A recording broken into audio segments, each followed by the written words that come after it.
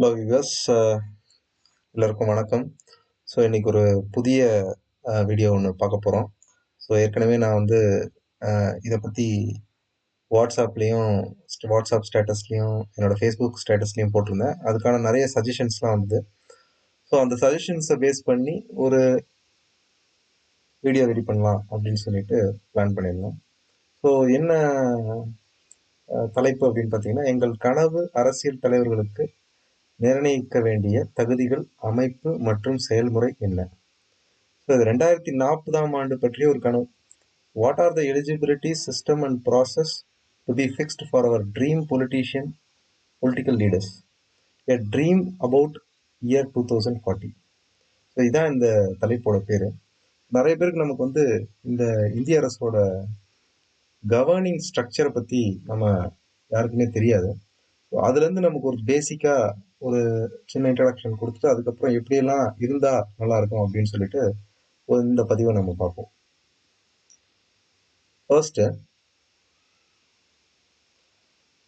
எப்பயுமே வந்து உங்களுக்கு எல்லாருக்குமே தெரியும், இந்தியா அப்படிங்கும் போது உங்களுக்கு சென்ட்ரல் கவர்மெண்ட்டும் ஸ்டேட் கவர்மெண்ட்டும் சேர்ந்து தான் உங்களுக்கு ஆக்ட் ஆகுது. ஸோ சென்ட்ரல் கவர்மெண்ட் கொடுக்கக்கூடிய நிதியை பேஸ் பண்ணி தான் ஸ்டேட் கவர்மெண்ட் அதுக்கான ப்ராசஸ் எல்லாத்தையுமே பண்ணுறாங்க, அதுக்கான திட்டங்களை வகுக்கிறாங்க. அந்த திட்டங்கள் மூலமாக மக்களுக்கு நல்லது செய்யணும் அப்படிங்கிறது தான் வந்து ஒரு சிஸ்டமாகவே இருந்துட்டு வருது காலங்காலமாக. இதுக்கப்புறம் பார்த்தீங்கன்னா இந்த கவர்னிங் ஸ்ட்ரக்சர், ஸோ இந்தியாவோட கவர்னிங் ஸ்ட்ரக்சர், நம்மளோட கவர்மெண்ட்டோட கவர்னிங் ஸ்ட்ரக்சர் எப்படி இருக்குது அப்படின்னு பார்த்தீங்கன்னா, இங்கே நான் உங்களுக்கு பின் பாயிண்ட் பண்ணி காட்டுறேன். ஸோ இதுதான் சென்ட்ரல் கவர்மெண்ட்டு. இந்த சென்ட்ரல் கவர்மெண்ட்டு கீழே அப்படின்னும் போது உங்களுக்கு ஸ்டேட் கவர்மெண்ட் எல்லாமே வந்துடும். ஸோ இப்போ நம்ம கிட்ட இருக்க ஆந்திர பிரதேஷ், கேரளா, கர்நாடகா, தமிழ்நாடு, இந்த மாதிரி எல்லா ஸ்டேட்ஸ் இருக்கு இல்லைங்களா, இந்த எல்லா ஸ்டேட்ஸுமே இந்த ஸ்டேட் கவர்மெண்ட் கீழே வந்துடும். ஸோ சென்ட்ரல் கவர்மெண்ட் அப்படிங்கிறது பார்த்தீங்கன்னா டெல்லியில் இருக்கக்கூடிய ஆட்சி செய்யும். நம்ம மோடி ஆட்சி தான் நம்ம சொல்லுவோம். இதுதான் வந்து சென்ட்ரல் கவர்மெண்ட்டோட ஃபர்ஸ்ட். அதுக்கப்புறம் பார்த்தீங்கன்னா இந்த ஸ்டேட் கவர்மெண்ட்ஸ் கீழே பார்த்தீங்கன்னா டிஸ்ட்ரிக்ட்ஸ்னு சொல்லுவோம். இதை வந்து டிஸ்ட்ரிக்ட்டை வந்து நம்ம என்னன்னு சொல்லுவாங்க, ஜில்லான்னு சொல்லுவாங்க. ஸோ இந்த டிஸ்ட்ரிக்ட் கீழே 4 பிரிப்பாங்க. ஒன்று பிளாக்ஸ்னு பிரிப்பாங்க, முனிசிபல் கார்பரேஷன் பிரிப்பாங்க, முனிசிபாலிட்டிஸ்னு பிரிப்பாங்க, டவுன் டவுன் கவுன்சில்ஸ்னு பிரிப்பாங்க. ஸோ இந்த பிளாக்ஸ் கீழே அப்படின்னு பார்த்தீங்கன்னா வில்லேஜஸ்னு ஒன்று இருக்கும், வில்லேஜ் அசம்பிளின்னு ஒன்று இருக்கும். இந்த வில்லேஜஸ் என்ன சொல்றாங்க அப்படின்னா கிராம பஞ்சாயத்துன்னு சொல்லுவாங்க, வில்லேஜ் அசம்பிளியை கிராம சபா அப்படின்னு சொல்லுவாங்க. இந்த ஸ்ட்ரக்சர்ல தான் ஹோல் இந்தியாவும் ஆக்ட் ஆகிட்டு இருக்கு, கவர்னிங் ஸ்ட்ரக்சரை பொறுத்த வரைக்கும். சரிங்களா? ஸோ இதுக்கப்புறம் பார்த்தீங்கன்னா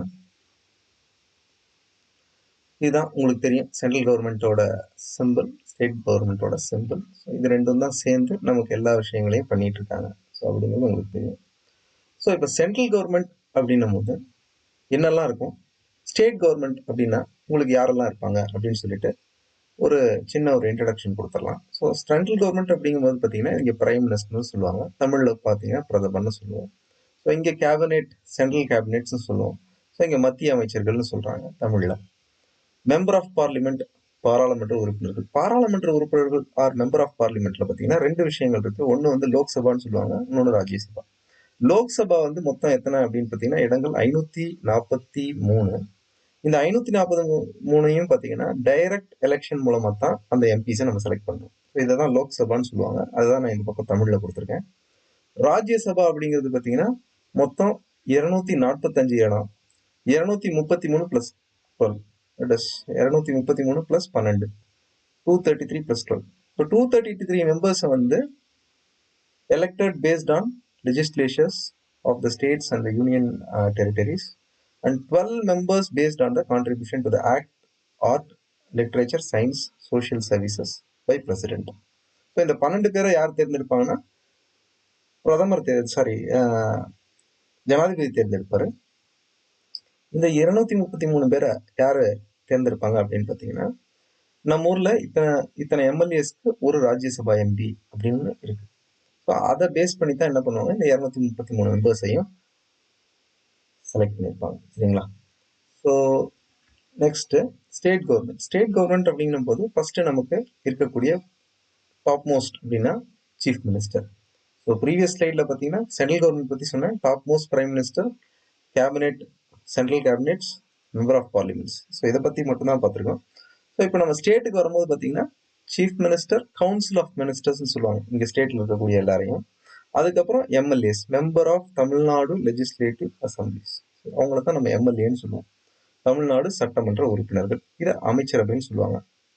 சரிங்களா?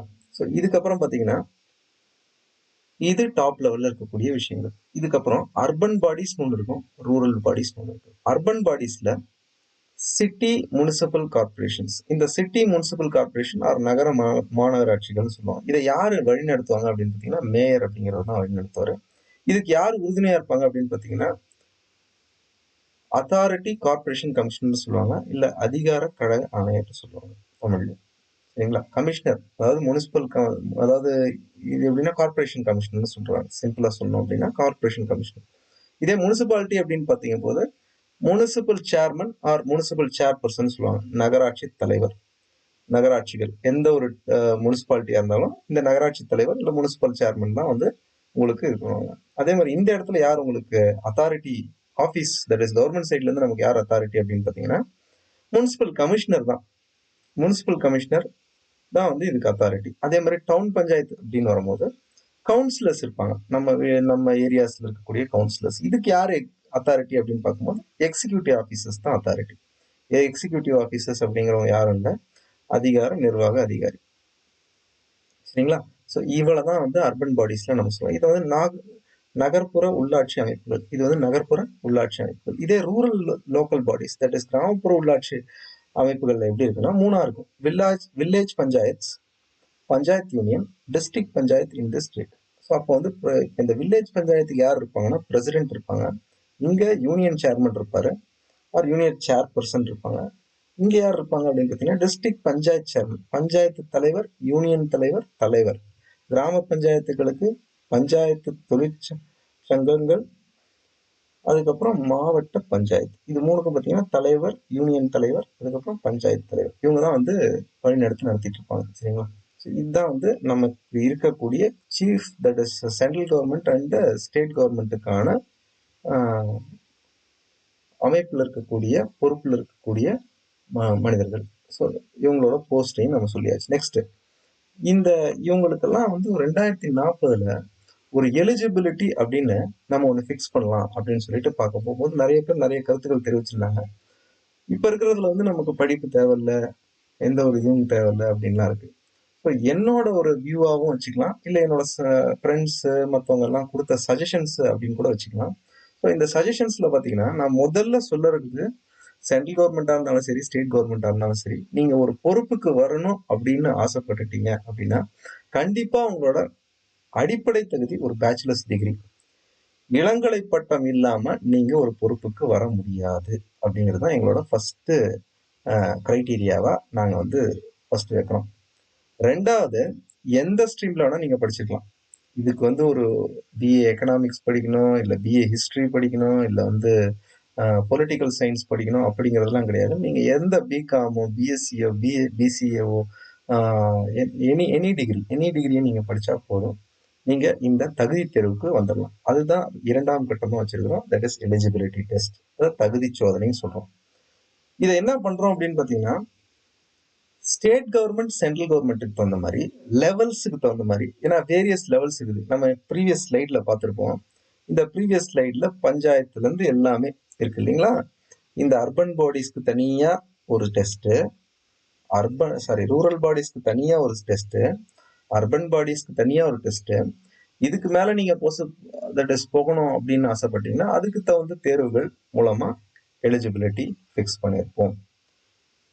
அந்த தேர்வுகள் எப்படி நடக்கும் அப்படின்னா சென்ட்ரல் கவர்மெண்ட் தனியாகவும் ஸ்டேட் கவர்மெண்ட் தனியாகவும். சென்ட்ரல் கவர்மெண்ட்ல யார் யார் போவாங்க அப்படின்னா பிரைம் மினிஸ்டர் போவாங்க, கேபினெட், சென்ட்ரல் கேபினெட்ஸ் போவாங்க, அதுக்கப்புறம் member of parliament for Rajya Sabha and லோக்சபாவில் இருக்கக்கூடிய எல்லாருமே அதில் போயிருப்பாங்க. சரிங்களா?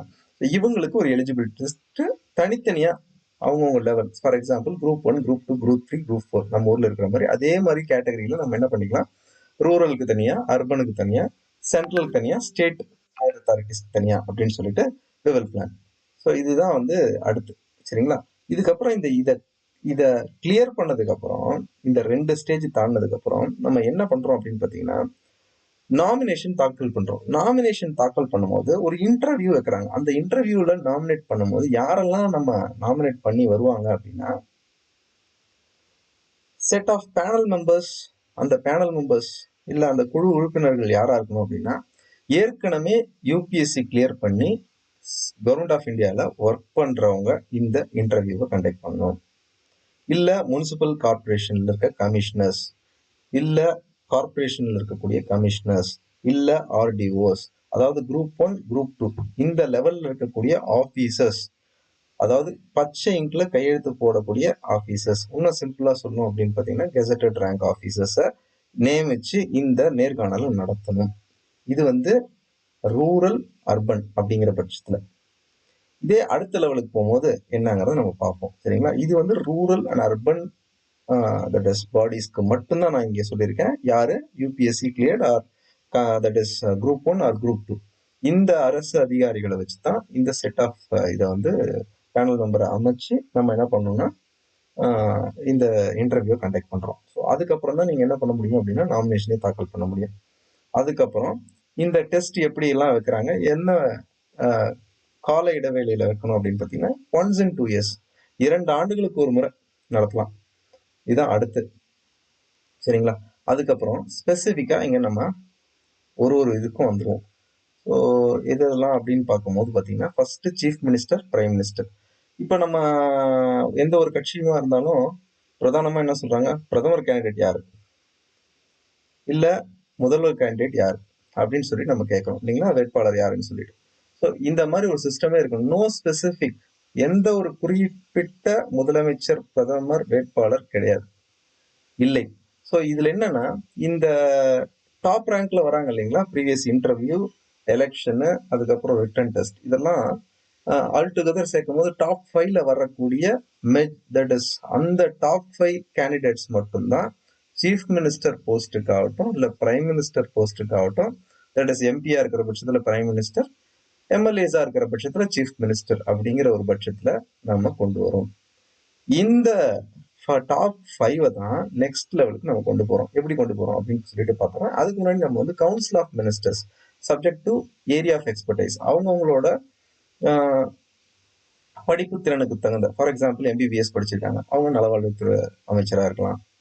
இல்லை ஃபார் எக்ஸாம்பிள் வந்து அவங்க ஒரு நல்ல எக்கனாமிஸ்டா இருக்காங்க, பிஹெச்டி அப்படின்னா, ஸோ அவங்கள வந்து ஒரு ஃபினான்ஸ் லெவலில் கொண்டு போய் உட்கார வைக்கிறது. ஸோ இந்த மாதிரி அமைச்சர்கள் எல்லாத்தையுமே நீங்க டாப் 25 to 30 எம்எல்ஏஸையோ இல்லை எம்பிஸையோ செலக்ட் பண்ணித்தான் இந்த கவுன்சில் ஆஃப் மினிஸ்டர்ஸை வந்து நம்ம வந்து நெக்ஸ்ட் பார்க்கணும். அதுக்கப்புறம் சீஃப் மினிஸ்டர். சீஃப் மினிஸ்டர் அப்படிங்கும் போது பார்த்தீங்கன்னா இன்டர்வியூ பேனல்ஸ் கண்டக்ட் பண்ணோம். ஸோ இந்த இன்டர்வியூ பேனல்ஸ்ல யாரெல்லாம் இருக்கலாம் அப்படின்னு பார்த்தீங்கன்னா, ப்ரீவியஸா ரிட்டையர் ஆகிருக்கக்கூடிய chief secretary, army officials officers, professors retired, high court judges, அதுக்கப்புறம் election commissioner, chief election commissioner கண்டிப்பா இருக்கணும். ஸோ அதுக்கப்புறம் பார்த்தீங்கன்னா கவர்னர் ஆஃப் தி ஸ்டேட், இவங்கெல்லாம் சேர்ந்து தான் இந்த சீஃப் மினிஸ்டர் யாருன்னா இந்த டாப் 5ல வரக்கூடிய ஆட்களை நம்ம இன்டர்வியூ பண்ணி அவங்கள தான் சீஃப் மினிஸ்டர் ஆக்கணும் அப்படிங்கிறது நெக்ஸ்ட் ஒரு ஸ்டேட்மெண்ட்டா இங்க வைக்கிறாங்க. அதுக்கப்புறம் பாத்தீங்கன்னா council of ministers. Council of மினிஸ்டர்ல எல்லாமே இவங்க தான், இவங்களே தான் வந்து பண்ண போறாங்க. அடிஷன் டு தட் என்னோட மந்திரி சபை இப்படித்தான் இருக்கணும், என்னோட மந்திரி சபை நான் இப்படித்தான் அலங்கரிக்கணும் அப்படின்னு ஒரு மைண்ட்ல பிக்ஸ் பண்ணிக்கூடிய இருக்கவங்க யாருன்னா சீஃப் மினிஸ்டர் தான். அந்த சீஃப் மினிஸ்டரும் சேர்ந்து தான் இந்த கவுன்சில் ஆஃப் மினிஸ்டர்ஸை பிளான் பண்ணணும். இதை தான் வந்து நெக்ஸ்ட் பாயிண்டா வச்சிருக்கேன். சரிங்களா? அதுக்கப்புறம் பிரைம் மினிஸ்டர். நம்ம இப்போ வந்து ஸ்டேட்டுக்கு முடிச்சிட்டோம், இப்போ வந்து பிரைம் மினிஸ்டர் போகிறோம். பிரைம் மினிஸ்டரோட இன்டர்வியூ பேனல் இதுவும் அதே மாதிரி தான். டாப் 5 மட்டும்தான் நம்ம ஆல் இண்டியா லெவல்லே நம்ம 543 பேர்ல செலக்ட் பண்றோம். எப்படி பண்றோம் அப்படின்னு பார்த்தீங்கன்னா, பிரின்சிபல் செக்ரட்டரின்னு சொல்லுவாங்க. இந்த பிரின்சிபல் செக்ரட்டரி எங்க இருப்பாரு அப்படின்னா, பிஎம் ஆபீஸ்ல பிஎம்க்கு அதாவது அசோசியேட் பண்றதுக்காக இருக்கக்கூடிய ஒரு ஆபீசர் இவர் ரிட்டையர்ட். அதுக்கப்புறம் ஆர்மி ஆபீசர்ஸ், ஆர்மி ஜெனரல், நம்ம இருக்கக்கூடிய அதாவது எனி ஆர்மி, தட் இஸ் நீங்க வந்து நிலமா இருக்கலாம், இல்லைன்னா வந்து தட் இஸ் ஷிப்பிங்கா இருக்கலாம், ஆர்எல்ஸ் வந்து நீங்க ஏரா இருக்கலாம், no problem. Any army officers should be a part of the interview panel members. அந்த குழுவில் இவங்கெல்லாம் இருக்கணும் அப்படின்னு சொல்றோம். ஸோ இது போக அங்கே வந்து ஹைகோர்ட் ஜட்ஜ் வச்சிருந்தோம். இங்கே பார்த்தீங்கன்னா சுப்ரீம் கோர்ட் ஜட்ஜ் ரிட்டையர்ட், இவங்களும் இந்த பேனல் மெம்பர்ல இருக்கணும். அதுக்கப்புறம் நேஷனல் செக்யூரிட்டி அட்வைசர், அதுக்கப்புறம் chief election commissioner with president. So ப்ரீவியஸா பாத்தீங்கன்னா நம்ம வந்து கவர்னர் யூஸ் பண்ணியிருந்தோம் நம்ம ஸ்டேட்டுக்கு யூஸ் பண்ணும்போது. இங்க நம்ம ஆஸ் அ ஹோல் அத்தாரிட்டி யாரு இந்தியா அப்படின்னு பாத்தீங்கன்னா பிரசிடென்ட் ஆஃப் இந்தியா தான்.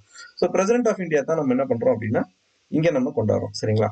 அதுக்கப்புறம் cabinet minister. Cabinet minister as I said earlier என்னன்னா எல்லாரும் இவங்கெல்லாம் இருப்பாங்க. ஸோ என்னோட மந்திரி சபை இப்படி இருக்கணும் அப்படின்னு நான் ஆசைப்படும் போது இங்க வந்து பிரைம் மினிஸ்டர் கூட இருப்பார். ஏன்னா என்னோட மந்திரி சபையை நான் இப்படி அலங்கரிக்கணும்னு விரும்புறேன் அப்படின்னா அந்த அலங்கரிக்கிறதுக்கு தகுந்த ஒரு சிஸ்டமேட்டிக்கா இந்த இந்த இன்டர்வியூவை வந்து இவங்களோட சேர்ந்து இவர் எடுப்பார். ஸோ இதுதான் வந்து இங்க இது. நெக்ஸ்ட் இதுக்கப்புறம் நம்ம லோ லெவல்ல நம்ம வந்துருவோம். Member of parliament. Member of parliament நிக்கிறதுக்கு முன்னாடி set of that is UPSC cleared. Only UPSC. முன்னாடி பாத்தீங்கன்னா ரூரலுக்கும் அர்பனுக்கும் நான் சொல்லியிருந்தேன் குரூப் 1 குரூப் 2 தேர்வுல தகுதியானவங்க எல்லாருமே ஆபீசர்ஸ் எல்லாருமே நீங்க வந்து இந்த இன்டர்வியூ கண்டக்ட் பண்ணலாம்னு சொல்லியிருந்தேன். ஆனா இங்க இருக்க பாத்தீங்கன்னா ஒன்ஸ் நீங்க மெம்பர் ஆஃப் பார்லிமெண்டா நீங்க அப்ளை பண்ணணும் அப்படின்னா set of panel members only UPSC.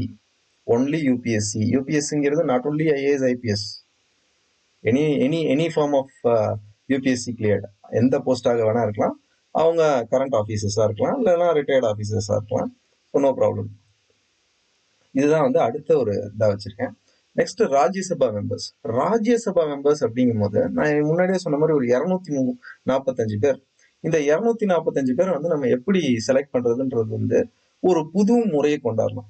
என்னன்னா ஏற்கனவே கவர்மெண்ட் அபிஷியல்ஸ், ஆர்மி ஜெனரல்ஸ், இங்க பாருங்க retired army generals, CEOs of the companies, any CEO of the companies, budding entrepreneurs, இப்ப இருக்கக்கூடிய தட் இஸ் யங் என்டர்பிரனர்ஸ், வளர்ந்து வரக்கூடியவங்க சர்வீஸ் பண்ணலாம். யூபிஎஸ்சி ஆஃபீஸர்ஸ், அதுக்கப்புறம் retired judges, magistrates, economist, teachers, industrialist, இஸ்ரோல இருக்கக்கூடிய சயின்டிஸ்ட், ஜேர்னலிஸ்ட், ஏன்னா இவங்களுக்கெல்லாம் தான் வந்து நாட்டில் இருக்கக்கூடிய பிரச்சனையை அன்றாட பார்க்கக்கூடியவங்க.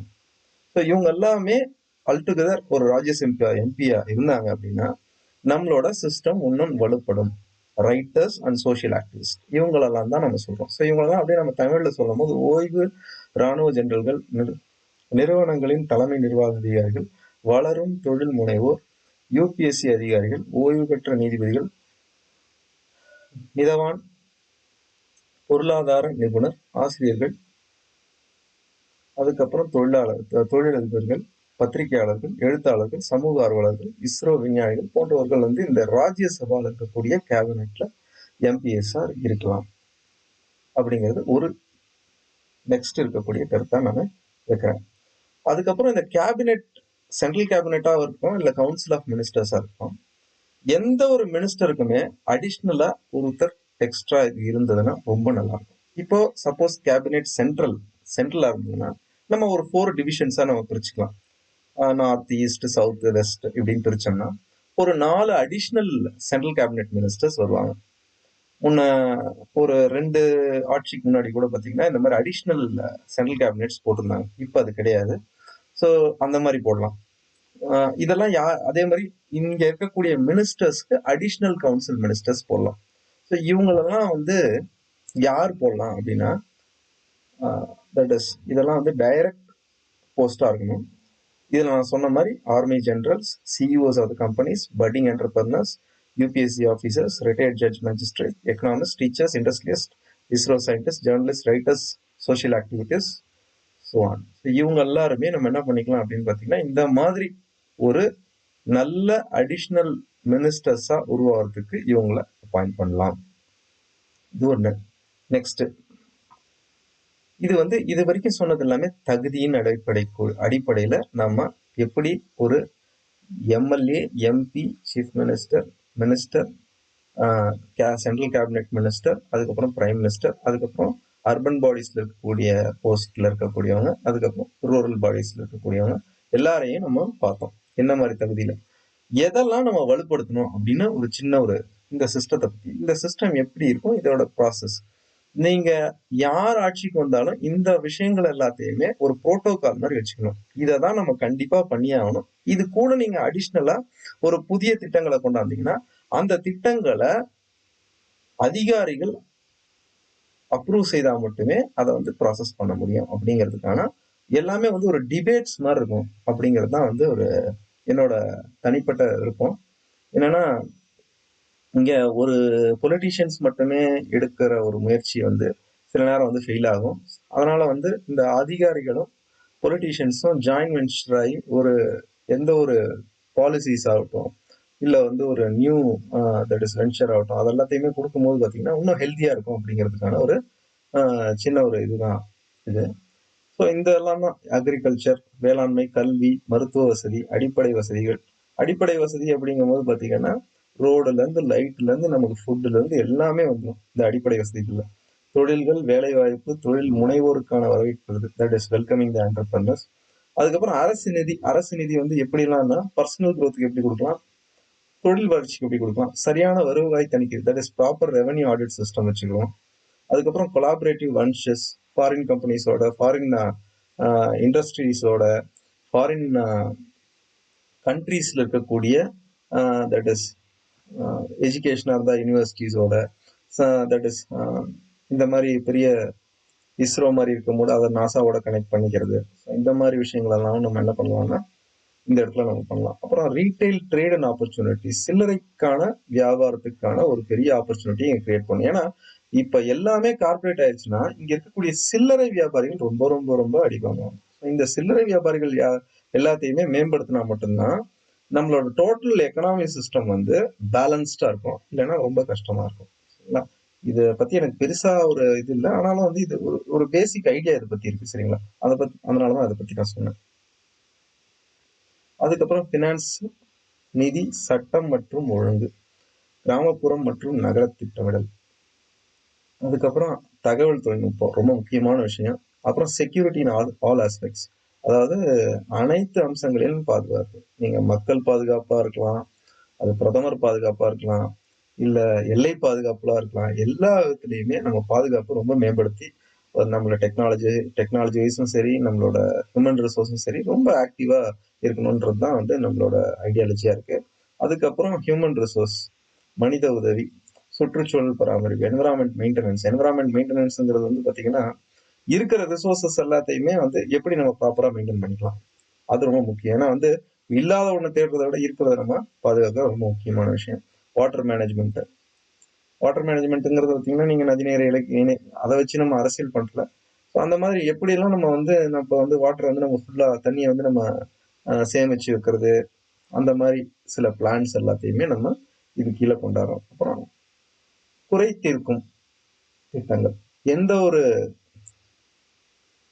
குறையாக இருந்தாலும் இமீடியட்டா வந்து அந்த கிரிவன்சஸ் எல்லாத்தையுமே வந்து அட்ரஸ் பண்ணி அதுக்கான சொல்யூஷன்ஸ் கொடுக்கறது. அப்புறம் நேச்சுரல் ரிசோர்சஸ் எல்லாத்தையுமே வந்து நம்ம தட் இஸ் ஹெல்தியா வச்சுக்கிறது. எனி நேச்சுரல் ரிசோர்சஸ், ஸோ இயற்கை, அதுக்கப்புறம் பார்த்தீங்கன்னா அஃபோர்டபுள் டிரான்ஸ்போர்ட், மலிவான போக்குவரத்து. இதெல்லாம் தான் வந்து என்னோட கனவு இந்தியாவுக்கான ஒரு திட்டமிடலா இருக்கு. இதோட சிஸ்டமும் ப்ராசஸை பத்தியும் தான் சொல்லியிருக்கேன். கடைசியா தான் நான் ஆராய்ச்சிக்கு வரேன். ஏன்னா ஆராய்ச்சி அப்படிங்கிறது இருக்கணும். எப்போ இருக்கணும் அப்படின்னா இந்த பேசிக் நீட்ஸ் எல்லாமே ஃபுல்ஃபில்ட் ஆனதுக்கு அப்புறம் ரிசர்ச் வந்து நான் கடைசியா கொண்டு வந்து வச்சிருக்கேன். சரிங்களா? அதனாலதான் இப்படி வச்சிருக்கேன். இப்ப என்னோட டிமாண்ட் அப்படின்னு பாத்தீங்கன்னா, என்னோட டிமாண்ட்னு சொல்றதை விட ஓவரால் டிமாண்ட், இந்த என்னோட சஜஷன்ஸ்ல வந்து என்னோட ஃப்ரெண்ட்ஸ்களோட டிமாண்ட் என்ன அப்படின்னு பாத்தீங்கன்னா, கவர்மெண்ட் அஃபீஷியல்ஸ் இது வரைக்கும் எம்எல்ஏ எம்பிஸ் எல்லாம் வந்து நம்ம இருக்க முடியாது அப்படிங்கிற ஒரு சுச்சுவேஷன் இருக்கு இல்லைங்களா? இந்த கவர்மெண்ட் அஃபீஷியல்ஸை லீன் அப்படின்னு சொல்லுவாங்க. இப்போ ஒரு கவர்மெண்ட் ஆஃபீஸ்ல இருக்கக்கூடியவர் இன்னொரு போஸ்ட்டுக்கு போறாருன்னா லீன் அப்படின்னு சொல்லக்கூடிய ஒரு லாங் லீவை வந்து அப்ளை பண்ணிட்டு அந்த போஸ்ட்டுக்கு போயிட்டு ஒர்க் பண்ணி பார்த்து சப்போஸ் அது பிடிக்கல அப்படின்னாலும் திருப்பி வந்து இந்த பழைய சர்வீஸ்லயே அவர் கண்டினியூ பண்ணலாம். அதே போல இந்த லீன் முறையில நீங்க என்ன பண்ணலாம் அப்படின்னா, இந்த எலிஜிபிலிட்டி இருந்தது அப்படிங்கிற பட்சத்துல நீங்க வந்து திருப்பி இந்த மாதிரி எம்எல்ஏ எம்பி இல்ல வந்து கிராம பஞ்சாயத்துலயோ இல்ல வந்து நகர சபையிலயோ எதுலயாவது நீங்க ஒரு போஸ்ட்டுக்கு அப்ளை பண்ணும் அப்படின்னு ஆசைப்பட்டா நீங்க லீன் முறையில நீங்க திருப்பி வந்து அரசாங்கத்துக்கு உங்கள் மூலமா சேவைகளை செய்யலாம். இது ஒண்ணு. அடுத்து ரொம்ப ரொம்ப முக்கியமான பாயிண்ட், ஒரு பொலிட்டீஷியன் மேல எந்த ஒரு அலிகேஷன் அப்படின்றது, எந்த ஒரு அரசியல்வாதி மேல எந்த ஒரு குற்றச்சாட்டு அப்படின்னு வைக்கப்பட்ட உடனடியாக சிபிஐ மூலம் கம்ப்ளீட் தரவு இன்வெஸ்டிகேஷன்ல ஸ்பெஷல் கோர்ட் மூலமா நோ அப்பீல் அப்படிங்கிற ஒரு கான்செப்ட் மூலமா இமீடியட் டிஸ்மிஸ் தான்.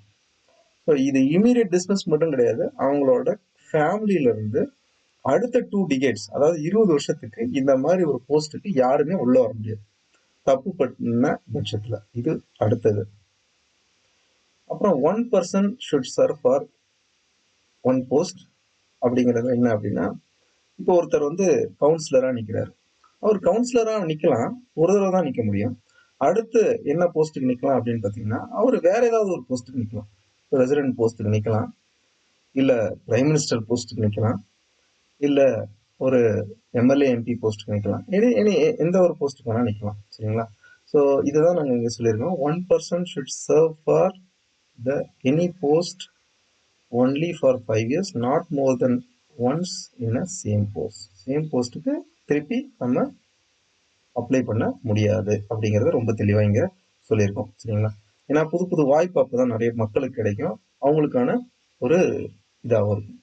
அடுத்து ஆன் டிமாண்ட், தட் இஸ் கோரிக்கையில் அடுத்து என்னவா இருக்கு அப்படின்னு பார்த்தீங்கன்னா, proper background check. Proper background, சரியான பின்னணி சோதனை. என்னன்னா, நம்ம இப்போ வந்து ஒரு ஆஃபீஸ்க்கு வேலைக்கு போனாவே ஃபினான்சியல் வெரிஃபிகேஷன் பார்க்குறாங்க, போலீஸ் வெரிஃபிகேஷன் பார்க்குறாங்க, எஜுகேஷன் வெரிஃபிகேஷன் பார்க்குறாங்க. அதே மாதிரி இங்கேயும் எல்லாத்தையுமே சிஸ்டமைஸ்டாக நம்ம கொண்டு வந்துட்டோம் அப்படின்னா எந்த இடத்துலையுமே தப்பு நடக்காது.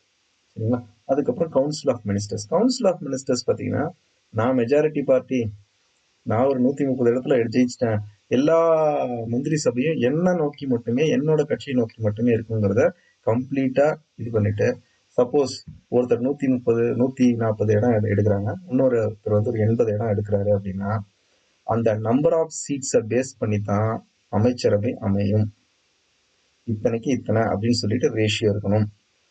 அதே மாதிரி எல்லாருக்குமே ஈக்குவல் சான்சஸ் கொடுக்கணும். ஏன்னா வந்து அந்த பார்ட்டியும் உள்ள வந்து ஜாயின்ட் வெஞ்சரா ஒருங்கிணைஞ்சு செயல்பட்டா மட்டுமே அடுத்த தலைமுறைக்கான ஒரு ஒரு வடி விடுற மாதிரி இருக்கும். அதே மாதிரி உங்களுக்கு வந்து பார்த்தீங்கன்னா ஒரு ஸ்ட்ராங் பிளாட்ஃபார்ம் போட்ட மாதிரி இருக்கும். இதெல்லாம் வந்து ரொம்ப நியூவான ஒரு விஷயம் தான். இதெல்லாம் நம்ம கண்டிப்பாக அப்ளை பண்ணணும் அப்படிங்கிறது என்னோட விருப்பம். நெக்ஸ்ட் நியூ பாலிசிஸ்ல பார்த்தீங்கன்னா, எப்பயுமே பொலிட்டீஷியன்ஸ், ஆஃபீஷியல்ஸ் இவங்க இல்லாம எந்த ஒரு திட்டமிடலும் இருக்கவே கூடாது. அது டிபேட்ஸா இருக்கலாம், நீங்க பாலிசிஸை வந்து டிக்ளேர் பண்ணலாம், எக்ஸிக்யூட் பண்ணலாம், எது வேணா பண்ணலாம். ஆனா இந்த ஸ்டேட் அண்ட் சென்ட்ரல் கவர்மெண்டோட அஃபீஷியல்ஸ் இல்லாம டைரக்ட் விஷயம் இன்னைக்கு வரைக்கும் அப்படிதான் இருக்கு. பட் என்னன்னா, மோஸ்ட் ப்ராபப்ளி வந்து தட் இஸ் பொலிட்டீஷியன்ஸ் பயஸ்டா இருக்குது, ஆஃபீஸர்ஸ் பயஸ்டா இல்ல. இப்ப நான் என்ன சொல்றேன், பேலன்ஸ்டா இருக்கணும் அப்படின்னு சொல்ல போறேன். இவங்க தப்பு பண்ணா இவங்க கேட்கணும், இவங்க தப்பு பண்ணா இவங்க கேட்கணும். That is mutual. இது போக பீரியாடிக் ரிவ்யூ, ஏன்னா ஒரு ஆஃபீஸ்லயே நமக்கு பீரியாடிக் ரிவ்யூ இருக்கு இல்லைங்களா? அப்ப நீங்க எந்த ஒரு நாட்டையே வழி நடத்தணும்னு நினைக்கிறீங்க, அப்ப நாட்டை வழி நடத்தணும்னு நினைக்கிறவரு அந்த பவர்ஃபுல் போஸ்டுக்கான பீரியாடிக் ரிவ்யூவை கண்டிப்பாக சப்மிட் பண்ண வேண்டும். அதிகாரிகளுடன் அவ்வப்போது மதிப்பாய்வு செய்யுங்கள். இதுதான் ரொம்ப முக்கியமான பாயிண்ட். இந்த பேஜ்ல இருக்கக்கூடிய, இந்த ஸ்லைட்ல இருக்கக்கூடிய 4 பாயிண்ட்டுமே ரொம்ப ரொம்ப முக்கியமான பாயிண்ட். ஒன்னு ப்ராப்பர் பேக்ரவுண்ட் செக், ரெண்டாவது நம்பர் ஆஃப் சீட்ஸை பேஸ் பண்ணி தான் மினிஸ்ட்ரி எத்தனை பேர் ஒரு பார்ட்டியில இருந்துன்னு சொல்லிட்டு டிக்ளேர் பண்ண முடியும். ரூலிங் மெஜாரிட்டி பார்ட்டிக்கு மட்டுமே எல்லா அரசு தட் இஸ் அமைச்சர்கள் சபையை வந்து கொடுத்துட மாட்டாங்க. மூணாவது ஜாயின்ட் வெஞ்சர்ல தான் ஒர்க் பண்ணணும். நாலாவது இந்த பீரியாடிக் ரிவ்யூ. சரிங்களா? இதுதான் final peace of the every human in India. இதுதான் என்னோட கனவா இருக்கு. Peace for every human in India, it's my dream. So thank you guys for your patience. இதுதான் நான் சொல்ல வந்த ஒரு இன்ஃபர்மேஷனு. கண்டிப்பாக இந்த இன்ஃபர்மேஷன் பிடிச்சிருந்தா லைக் பண்ணுங்கள், ஷேர் பண்ணுங்கள். That is thank you. ஜெய்ஹிந்த்.